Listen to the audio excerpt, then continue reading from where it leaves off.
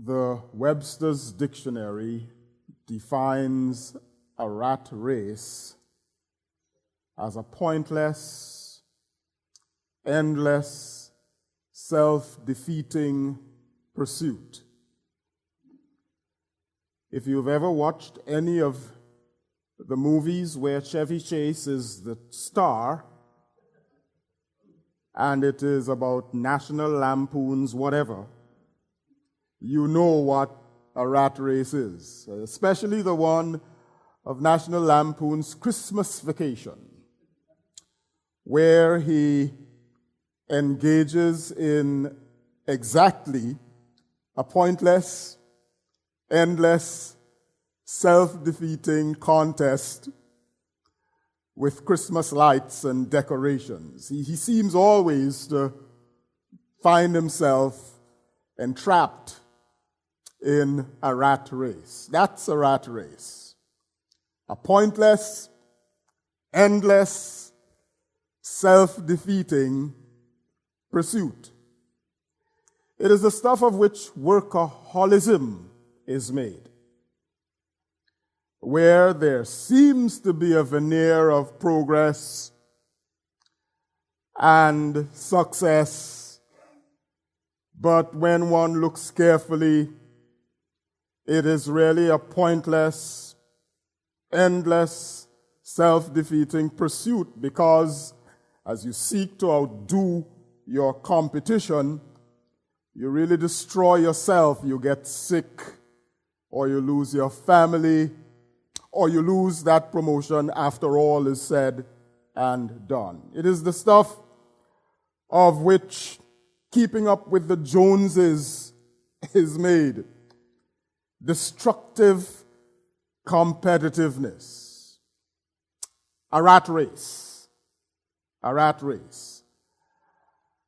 My friend who was in this pulpit a couple of years ago nearly, and I were talking on Skype the other day, and there was something I mentioned to him about a rat race, and I asked him if he was getting into that, and he said, no, the rat has already won. A rat race. You don't want to be in a rat race. People who walk with God should not enter rat races. People who walk constantly with God do not enter rat races. If a rat race is a pointless, endless, self-defeating pursuit, then that is completely counter to what walking with God is all about. And people who walk with God should not, but often do. People who walk constantly with God do not find themselves engrossed in rat races. The passage of Scripture you heard from Exodus might sound as though it was a rat race, because it seemed, at least for 40 years, that the people of Israel were engaged in a circular journey, which by definition, if it's circular, going nowhere apparently, is pointless, endless. At 40 years, it's older than some people in this congregation. Pointless, endless, and so self-defeating that the leader that led them out of Egypt, that should have led them to the promised land, dies before they get there. At first, it may seem like that was a rat race, but because, despite their disobedience, they were walking with God, and because of God's promise to them, what appeared to be pointless, endless, self-defeating was not indeed so, and was therefore not a rat race. The life of faith because it is a walk with God, therefore, cannot be described as a rat race. The life of faith is not for rats. It is for people who understand that God has created them for not just fellowship with Him, not just journey with Him, but for destination with Him. That psalm, which is well known and well loved by even people who have no time for God or no time for the church, Psalm 23, is a psalm of journey, you've heard me say more than once. And it's a psalm of destination. Rough journey, sometimes in danger, sometimes in trouble, sometimes in great destitution even, but it is a psalm of destination. I will dwell in the Lord's house forever. So what seems to be a rat race, if the life of faith ever seems that way to you, let it be known that it is not and could never be appropriately described as a rat race. The life of faith is not a rat race, but it is a race. So in Ecclesiastes 9 and verse 11, the writer, the wise man, declares, the race of life, understood, is not for the swift or for the strong, but it is a race. In 2 Corinthians chapter 9, or is it 1 Corinthians chapter 9, verse 24, Paul talks about the life of faith as a race, and it's not the only time that the life of faith in the New Testament is referred to as some kind of race. Do you not know that everybody runs, but only one wins, he says in that verse. The life of faith is a race, but it is not a rat race. And then there is Hebrews chapter 11, a passage that begins with a perspective on faith, a definition of faith. Faith is the substance of things hoped for, the evidence of things not seen. By faith. And he goes through a list of people: Abraham, Jacob, Moses, and several of the stalwarts of faith that you would have encountered in Genesis as you went through that months ago and through the rest of the Old Testament. He names several people.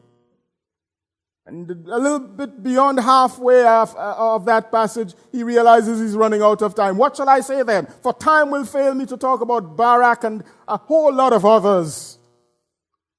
And he ends that chapter by saying that many of them, from verse 37, were stoned. They were sawed in two. They were put to death by the sword. They went about in sheepskins and goatskins, destitute, persecuted, and mistreated. The world was not worthy of them. They wandered in deserts and mountains and in caves and holes in the ground. Here, verse 39, these were all commended for their faith, yet none of them received what had been promised. But it doesn't end there. God had planned something better for us, so that only together with us, they who are dead and gone, but as we will come to see at the beginning of chapter 12, yet live on by faith. So, if I might suggest even at the outset of this message, that if you should die without receiving some promise, and chances are you will, could not God have something better planned for those who will follow you and me, so that only then, together with us, big things will happen? You see, we like to talk about being people of faith, and if we talk about being people of faith in God, we're talking about faith in a God who is eternal, who is from before time and after time, and therefore we have some connection with before and after time, though we live in time. We like to think about an eternity that we're going to, but we don't talk about an eternity to which we are already connected. And that if we are already connected to an eternity, then there are implications for life after this.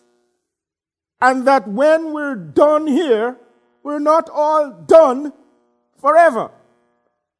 So that is what makes a verse like Hebrews 11 verse 39 make sense. These were all commended for their faith, yet none of them received what had been promised. So the next time you think about dying in any condition that is less than what you dream of, have faith. Have faith.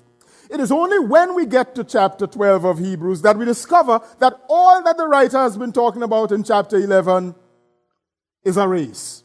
It's only when we get to chapter 12 verse 1 that we realize that what he was writing about in chapter 11, all of those people, Abraham, Jacob, Moses, Isaac, Jacob, Joseph,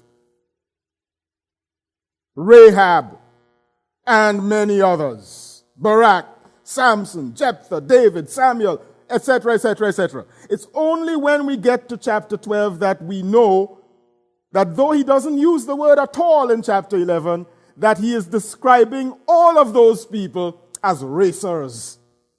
So we read in chapter 12 verse 1 of Hebrews, therefore, since we are surrounded by such a great cloud of witnesses, referring to all he has named in chapter 11, let us throw off everything that hinders and the sin that so easily entangles, and let us run with perseverance the race marked out for us, with the loud implication that we are now running in the presence of a pavilion filled with previous runners, previous racers.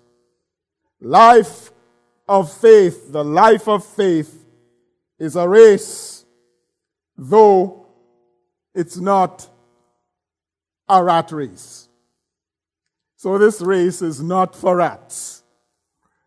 It is for you and for me. Now, if the life of faith, based on Hebrews 12 verse 1 so far, is a race, what are we to do with it? Well, obviously the first thing is run the race.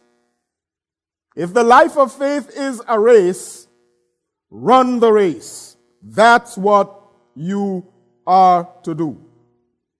And as you run that race, as Hebrews 12 verse 1 entreats us, since we are surrounded by this great cloud of witnesses who themselves have run the race of life, many of them not finishing the way we would have imagined they should, and many of them not finishing the way a lot of preachers today tell us you can only finish if you are in faith, and if you finish any other way, then you're not prosperous and all of that nonsense.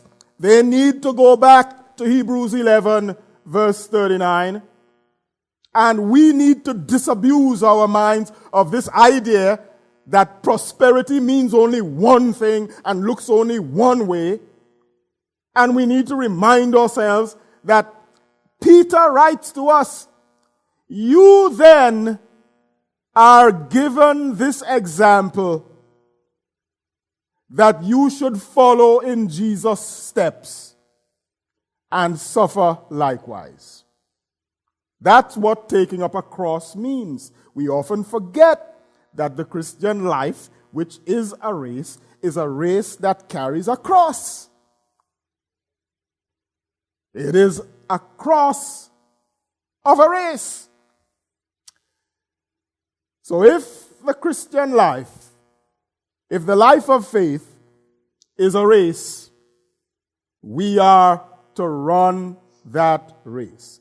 As we run the race, there's a handful of things, attitudes we need to embrace. The first attitude is confidence. As you run the race, be confident. Be confident. How do we get to this confidence? Well, go back to verse 1 of Hebrews 12. We are surrounded by a great, and great, both in terms of how I know the writer to the Hebrews means it, large, but great also in terms of how we in the 21st century in America use it. Man, that's great. We're surrounded by a great cloud of witnesses, a large crowd and a wonderful crowd. These are people, all of whom ran that race before us that we're running now. And among them are some who, as we would describe it, lost. But they didn't. They did not lose.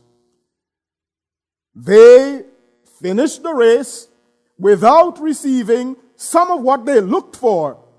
But the scriptures tell us that when we come in to what we're entering now, we will complete what they didn't. And by extension and implication, when we finish, if we do, without realizing everything we would have liked to, there are those coming behind us when they accomplish what Christ allows them to, we with them will accomplish it. That's what scriptures say. We need to meditate on that a little more to get it. But go back and work with this idea that we are only part of a continuum from eternity to eternity. So, we should be confident because there are those who ran this race already and they are now victoriously sitting in the pavilion watching us run. Even those who died without receiving some of the promises. It doesn't mean that they never will receive it because there is life beyond this. And we get all bent out of shape when we finish without our dreams because it smokes us out. And it suggests that we don't really believe what we say we believe, that there is an eternity beyond this. And we forget that not everything will be received in this life. Jesus told a parable once, about a man who received all the good things in this life and didn't share it with another. And the tables were turned. And when the tables were turned, his comment was, Father Abraham's comment was, son, in that life, this man did not receive all the good things, so now he's receiving it. But you had everything already and you didn't think you needed any more, so that's that. Look, we should be confident as we run this race, and if only because we are seeing evidence of those who ran the race before us, who may not have finished well by our definition of well, which isn't the biblical definition of well, you should know by now. They didn't finish well according to us, but they are also among the victorious ones, watching and egging us on. There's a legacy above us, and that's the point. We should be confident because there's a legacy above us. There's this great cloud of witnesses. A cloud is above. There's a legacy above us. It's a high legacy. So we should be confident. It's a holy legacy. It's a hopeful legacy. Hopeful, which I've described already, because they finished, even though they suffered. That's a word of hope for you and for me. And we go back again to Peter, the God of all grace. After you have suffered a little while, God will establish, strengthen, and settle you. That's God's word. So we should run the race. Run it with confidence. Confidence. In the original language, the first word, which is translated therefore in most translations, could very, very fairly be translated consequently. That's a fair translation of the first word in Hebrews 12, verse 1. Consequently. Consequently what? Consequently, we, having this great cloud of witnesses, can run and should run the race set before us. Consequent upon the fact that others have run and have won. No matter what it looks like, they won. They ran, they finished, and they are alive, as it were, watching. That's a legacy we have. And as legacies go, legacies we receive are really meant to be passed on. Think about that when you think about the children, the new Christians, the people we bring into the faith. Think about it. It's not just how we live, it's the legacy we leave. Look, let me move on. If we're to run this race, there's a handful of attitudes, as I said. The first is be confident. Be confident because there's a legacy. We have a legacy above us. Secondly, be careful. Be careful. There are encumbrances around us. So the writer says, since we are surrounded by such a great cloud of witnesses, let us throw off everything that hinders. Be careful. There are encumbrances around us. What's an encumbrance? It's a weight. And in terms of a human being running the race of faith, what's an encumbrance? Well, it's not sin. At least not yet, because the writer makes that distinction. Let us lay aside every weight and the sin. And we're coming to the sin in a moment. So we know that the encumbrance is not the sin. So what's an encumbrance? What's a weight in terms of a human being like you and me running the race of faith? Well, believe it or not, it can be our personalities. It can be our idiosyncrasies. It can be our habits. It can be our preferences, our predilections. It can be our habits. It can be our faults. And it can be our opinions. It can be a whole range of things, encumbrances. And I don't have to dwell on that because I think each individual who is an adult or maturing to any kind of level would have reckoned by now with what some of your weights are. Those are all around us. and they weigh us down, and they hold us back.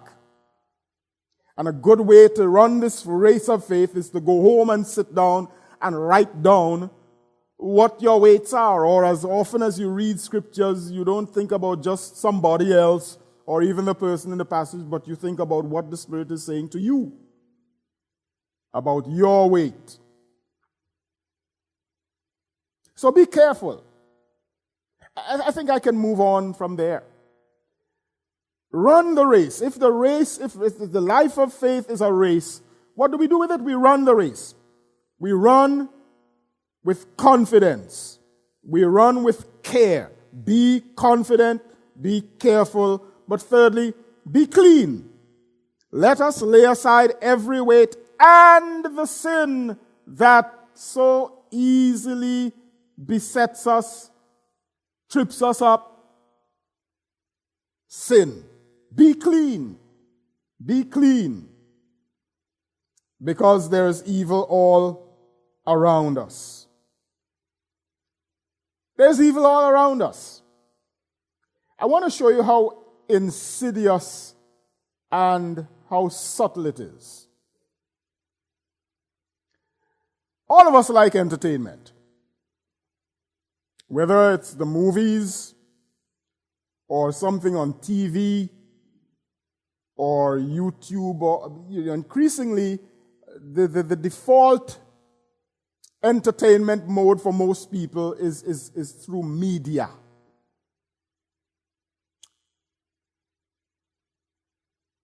There's a station, a channel called Oxygen. I don't think I have it. If I do, I don't watch it. But I know of Oxygen. And originally, when it was launched by our dear friend Oprah, it was meant to transmit values that upheld women's dignity. So it should be shocking to you that Oxygen, despite a lot of pushback and complaints and protests, is planning to forge ahead with some reality show called All My Baby's Mamas, featuring a rapper whose name I don't remember now, who has 11 children by 10 different women, and they want to showcase the dynamics between all of those women, which you can bet your bottom dollar would be drawing upon all of the best practices from other shows whose names I can't remember now anyway, but you know what I'm talking about. That lawyer from somewhere in Minneapolis or whatever who pioneered the dirt, just sitting around and telling people you're the father of this and that. I don't watch those things. But now, what could be more evil than that? You tell me. And there'll be people who will sit around their TVs and gobble that up. It's evil. It's evil. It's evil from so many perspectives. Why should one man have 11 children with 10 different women? What does that say about him? What does that say about these women? And what does that say about America, who is cashing in on that unfortunate situation and beaming it happily to the world and probably getting sponsors to run such a program? Look, there's evil all around us. And it is very subtle. That probably isn't the best example, but I think it's a good example from the perspective of how these things just grow on us and how we unwittingly participate in evil. I mean, there are other less offensive shows on TV, but they're still offensive all the same, that folks watch. Every now and again, my eye looks at a show that I know a couple of people in this congregation watch or used to. before they started repeating the same old nonsense. It grows on you. Evil is all around us, and we've got to watch it. The sin that so easily besets us, the writer says. That's how he describes it. The sin that so easily entangles. All of us are fair game. Run the race. If the life of faith is a race, run the race. Be confident. Be careful. Be clean. Be composed. Let us run with endurance. Let us run with patience, which is not as powerful a word as endurance. You've heard me say before that the Greek word for endurance is a composite of under, hupo, hypo, a hypodermic needle, an underskin needle, and mone, which means remain. Remain under. That's what endurance is. That's what patience is. Remain under the thing that gets under your skin. Remain under the thing that troubles you. Remain under the thing that gets your craw. Remain under. That's endurance. And we heard a reading from Philippians 2 earlier on. That's a perfect picture of Christ who came to a mess, knowing that it would be a mess, and he remained under to the point of death. So run the race, but be composed. Be composed. You know, here's some news for you. In the Greek again, the writer doesn't say, run the race that is set before you. You know what he says in the Greek? He says, race the contest. That's what it says in the Greek.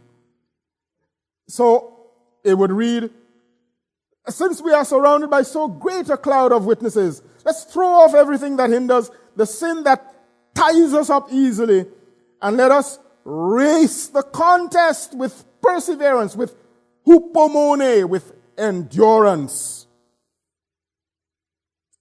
That's what he says. It's a contest.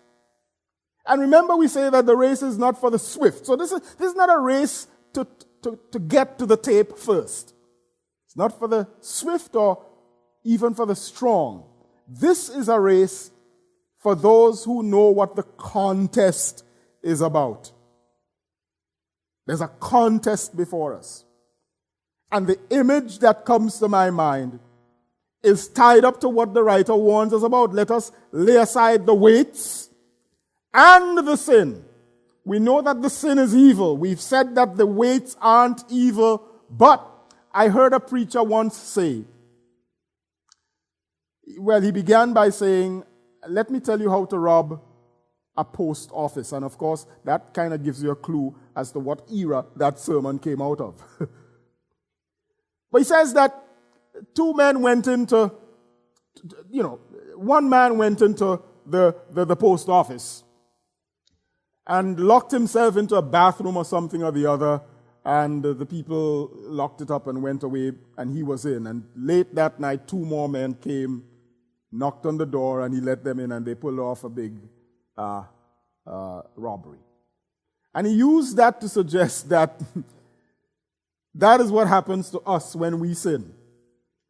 That the inside man is we ourselves.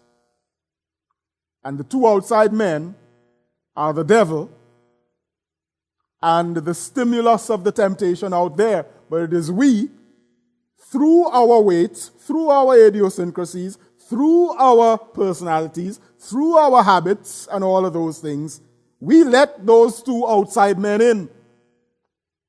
And sin happens. So there's a contest on. It's a contest of who wins. Not the race to begin with, but who wins the fight.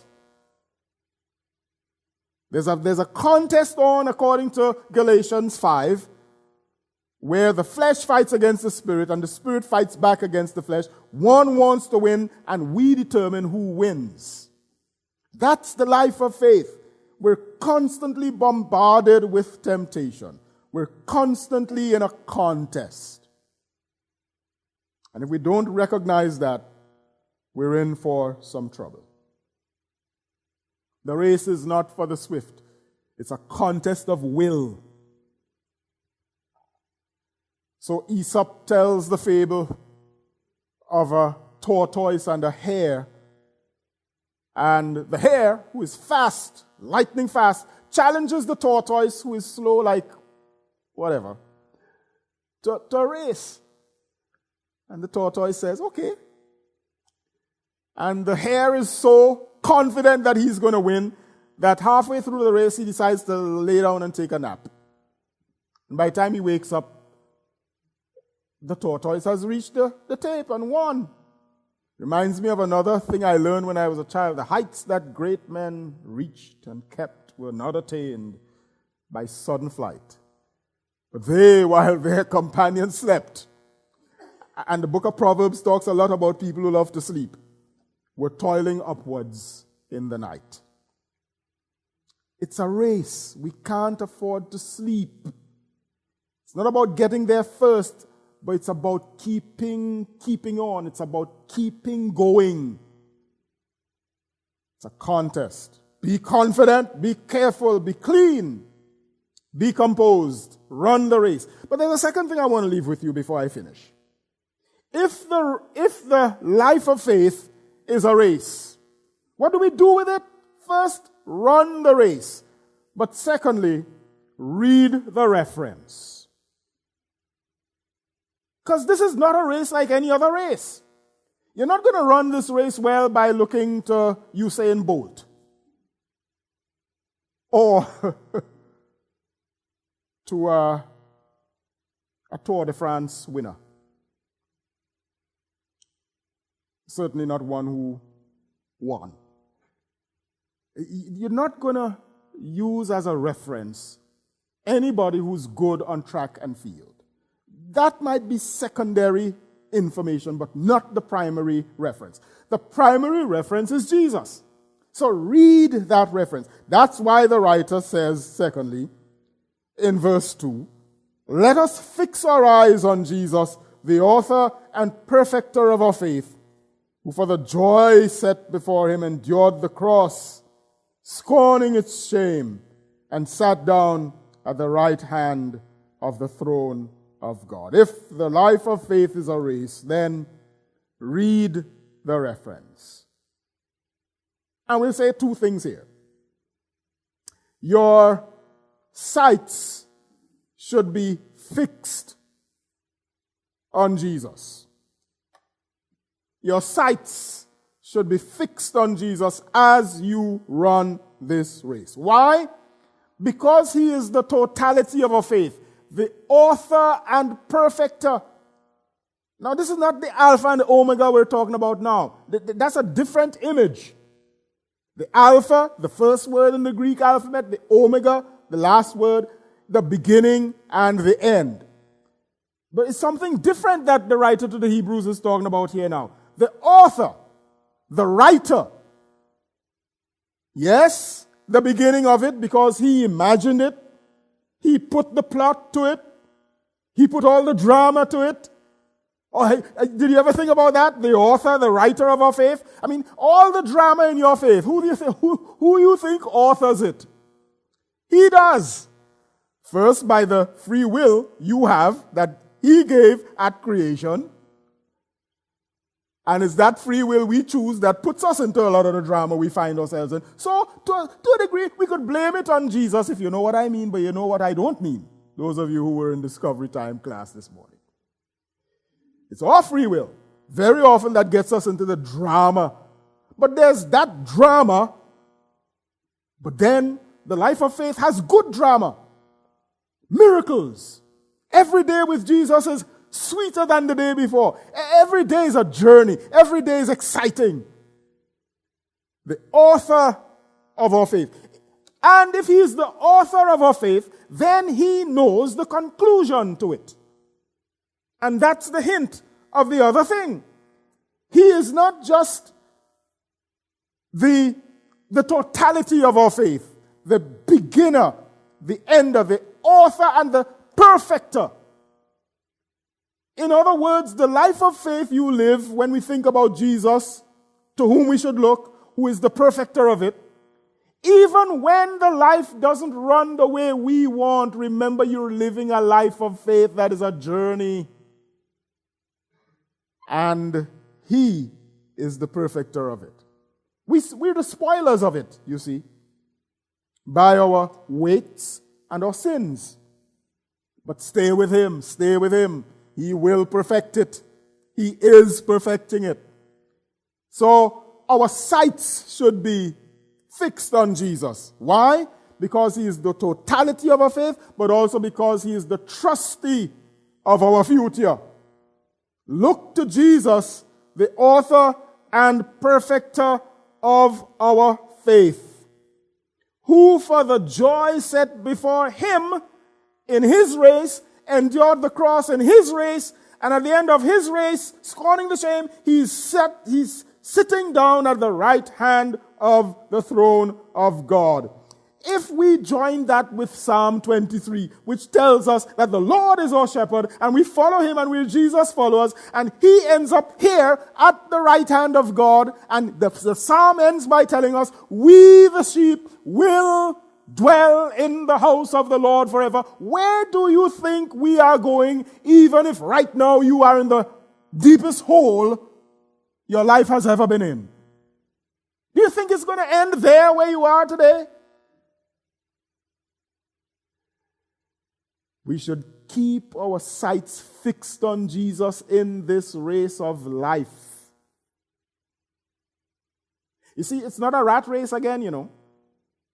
Very often rat races end up, even when they think they've won with a piece of cheese in their mouth, there's a trap around their necks. This is a race, but it's a race of a different kind. Keep your sights fixed on Jesus. Why? He is the totality of your faith, the author, the writer, the plotter, the planner. He has the plot. He has the conclusion all mapped out. And the perfecter. No matter how rotten you think this life might be feeling right now because of what you're going through, He's making it better and better, perfecting it. And He is the trustee of your future. If this is how He ended His race, never mind it came to an end with a cross, with shame, with pain, with murder. That's not how it ended.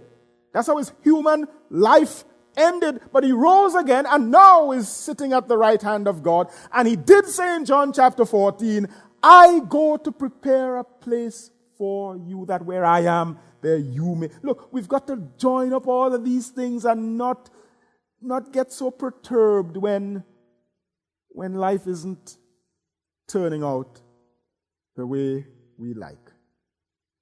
Doesn't mean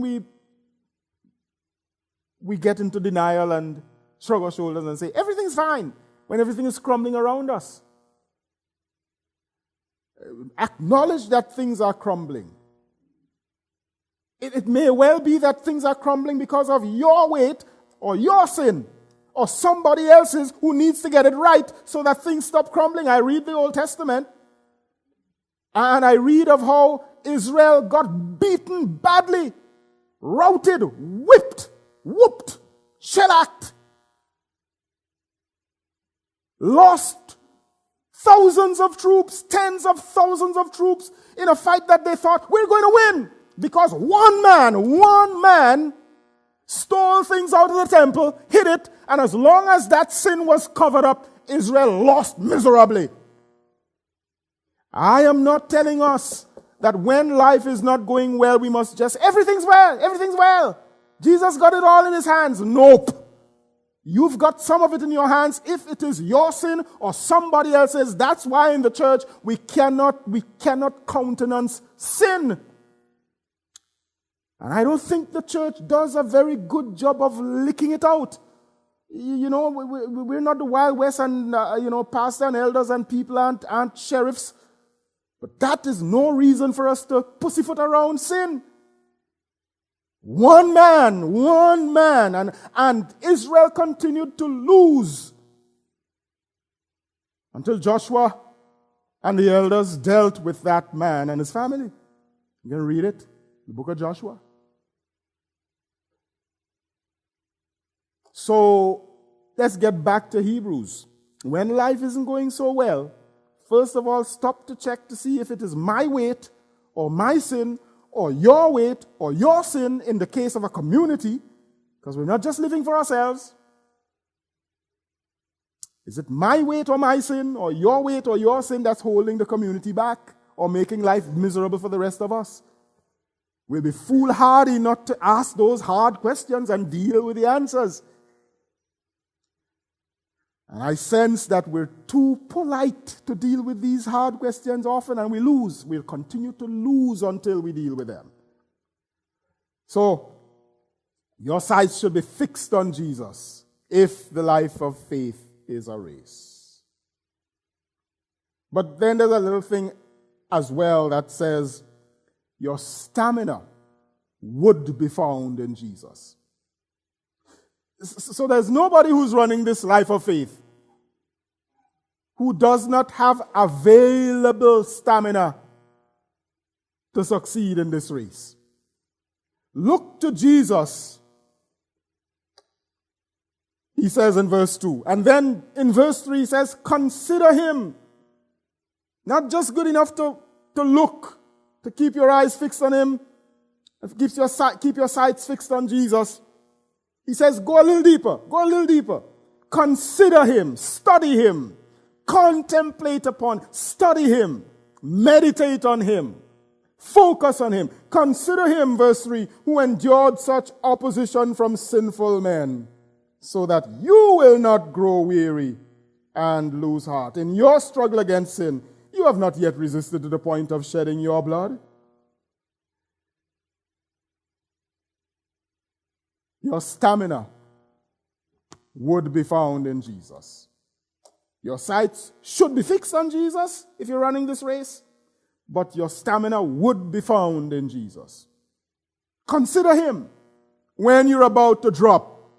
And the implication is that when you see how he suffered, when you see where he is now, seated at the right hand of God, when you remember that he promised that I will never leave you nor forsake you, when you remember when he said, if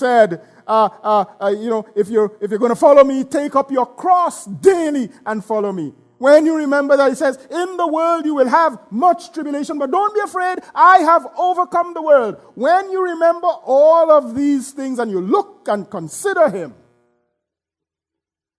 the implication is that you will be refreshed, especially when you realize, hey, I'm suffering, but nothing quite like Jesus. And even if you're suffering with somebody holding an M16 and mowing down everybody and then you're next, you're still not suffering like he did because you're not dying for the sins of the world. Yes, an unfortunate death that's coming. Even then, I'm sorry to use that illustration, but it's the only one that popped into my head. I pray that it never happens. The way things are going, it could in church. It has happened in churches. Consider him and rejuvenate in your stamina. Your stamina would be found in Jesus. He exemplifies our struggles. He has gone through everything we're ever going to go through. I think it's earlier in this same letter to the Hebrews, I think chapter 4 or so, writer says, look, we don't have a high priest who isn't familiar with us. We have a high priest who has been touched at every point, tempted like we are, yet without sin. So consider him. He exemplifies your struggles, but he also exceeds your struggles.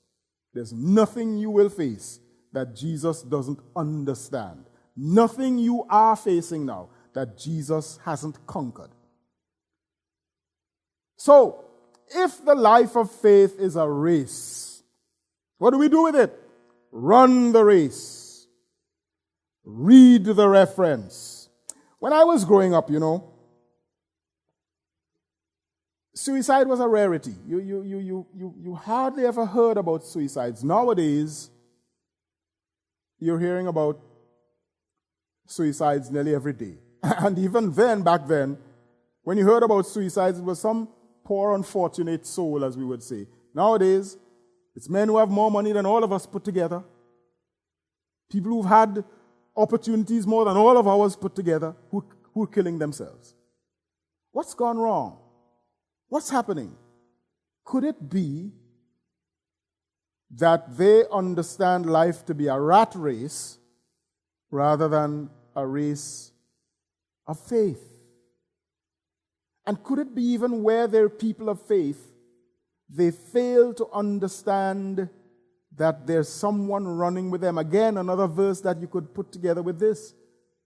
When in Matthew 11, verse 28, Jesus says, "Come to me, all you who labor and are heavy laden. Take my yoke upon you." Remember, yoke is what joins you to Jesus. But who's running this race with you? He is. Consider him. When I was growing up, nearly everybody I knew was poor. We were poor. Very poor. We were so poor, we was poor. Have you ever worn laughing shoes? You know those shoes where the top has, the upper part has given way from the sole and it's open. I used to go to school with those, and they used to laugh at me and tell me, you have laughing shoes, that's why we're laughing at you. Or wear the same shirt to school and then to church the following, whatever. I mean, that was standard, and we were happy. We didn't even know we were poor. And I'm sure that's the story of many of you. Yet, it's different now. And we could cope then, but even people who are less poor than we were don't seem to be able to cope now. What's with that? When I was growing up as well, more Christians seemed to live more faithfully than Christians today, in many cases. What's happened? What has happened? Yes, life has got a little tougher. People have become a little more cruel. And life has become a little more complex, complicated. But you think Jesus didn't know this? As we study the book of Genesis and the Gospel of John, as we observed this morning earlier on, human depravity, okay, human behavior doesn't evolve, but it sure does get more and more depraved. In fact, I think it devolves. And scriptures speak to that. In the last days, perilous times will come, etc., etc. But there's still a race on. And we're still to run it. So I say to you today, in the midst of poverty, that may not have been as bad as when I was a child, but the impact of it is probably worse. I say to you, in the midst of difficult times, when sometimes your faith doesn't feel like it will give you the distance you need to go, hold on to Jesus, but run. Run the race. Be confident because there are others who've done it before. There's a legacy above you. Be careful. There are encumbrances upon you, weights upon you. Learn what they are and deal with them one by one by one. Be clean. There's sin all around you. Yours and mine. Even when you're clean, mine is knocking you. Deal with it. Be composed. Run with patience, endurance. Stand, if you can deal with the oxymoron from a moron, stand still as you run. Be composed. Run. And then read the reference. Your sight should be fixed on Jesus. He's the totality of our faith. He's the trustee of our future. He holds your future in his hands. That's the point. No matter how crooked the journey seems now, he holds your future in his hands. And your stamina would be found in Jesus. Stand firm while you run, because that is the paradox of the life of faith. Live the life of faith in 2013. And don't be a rat. The rats have won that race. But in Christ, you will complete this one.